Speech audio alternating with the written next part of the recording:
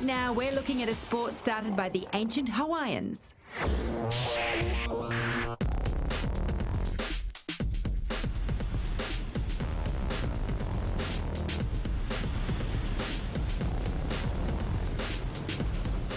The ancient Hawaiians started it, the modern Hawaiians have revived it. Now Aussie surfers have caught the bug. It's called stand-up paddleboarding, and it's about to become the most talked about aquatic sport since modern surfboards hit our shores over 50 years ago. Well, the sport began a couple of hundred years ago in Hawaii, where the Hawaiian chiefs used to ride old wooden boards and carved out of trees, and then from there the sort of modern surfers have really revived it as a sport. So some of the legends of surfing like Laird Hamilton, Dave Kalama, our own Aussie Tom Carroll, who's a couple of times world champion, really driving the sport.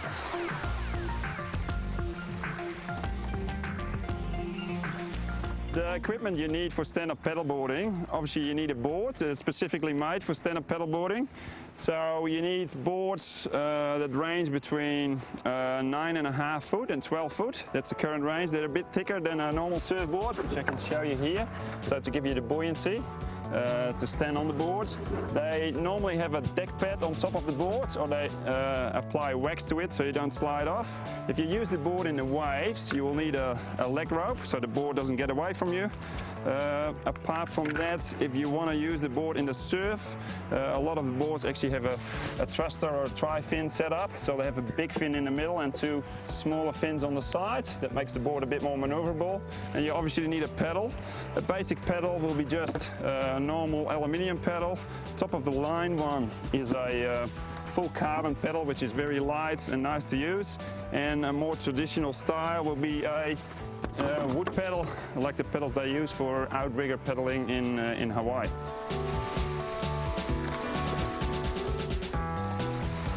The aim of stand-up paddle surfing really is just to have fun, you know, to get out there, have a good time, keep fit as well. It's a great way to keep fit. There are competitions as well. There's long distance races that are up to about 20-30 kilometres long that might take 2 or 3 hours. Ready, set, go!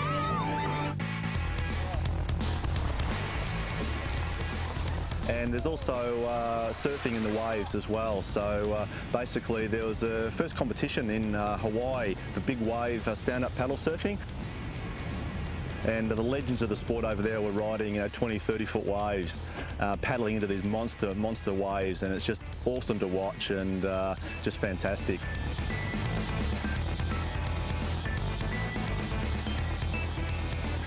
The skills you need for stand-up paddling is basically you need to have a basic balance. Balance to actually stay on the board and keep it straight, but apart from that, once you start doing it, the skills will come by itself. If you take the boards in the wave, there's some other skills. You need to be a good swimmer, obviously. You need to know a bit about the surf, but apart from that, everybody can give it a try. There's no age limit, everybody can do it.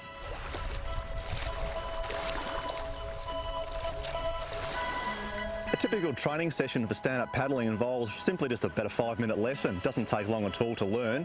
We just teach people how to stand on the board, just get your feet in the right position, how to basically hold the paddle, how to paddle. We teach basically you paddle about 4 or 5 times on each side and then swap hands, and then keeping your back nice and straight as well, keeping your knees bent.